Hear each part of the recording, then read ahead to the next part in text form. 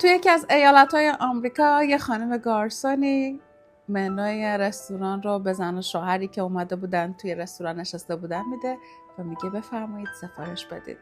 زن و شوهر بدون اینکه به منو نگاهی بکنن به اون زن میگن میشه لطفاً ارزون ترین غذای این رستوران رو برای ما بیاری؟ ما چند وقته که تو شرکتمون حقوقی دریافت نکردیم ولی میخوایم امروز با هم دیگه خوش بگذرونیم. لطفاً ارزون ترین منوی این رستوران رو غذاش رو برای ما بیار. خانم گارسون که اسمش ساره بوده خیلی فکر نکرد. به اونها یه غذا پیشنهاد کرد و اونها هم چون به اون اعتماد داشتن اون رو قبول کردند. گارسون غذاشون رو آورد و اونها با اشتهای تمام غذاشون رو میل کردن. قبل از رفتنشون گارسون طبق معمول فاکتور غذاشون رو با کیف مخصوص فاکتورها به اونها تحویل داد. وقتی اونا اون کیف رو باز کردن کاغذی و نامه‌ای میون اون بود و نوشته بود من به خاطر وضعیت مالیتون پول غذاتون رو پرداخت کردم. این $100 هم به عنوان کادو از طرف من بپذیرید. ممنون از شما ساره. زن و شوهر با خوشبختی زائدالوصفی رستوران رو ترک کردند.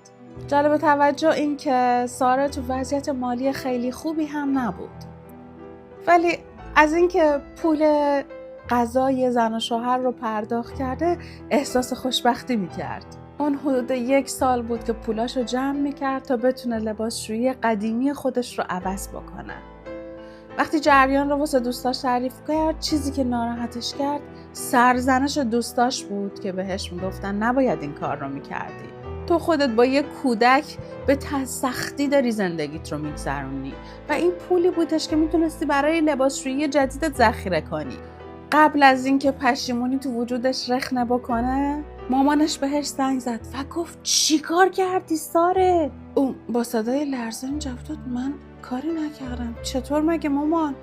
مامانش جواب داد تو فیسبوک اسم تو پیچیده و همه دارن تو رو تحسین میکنن.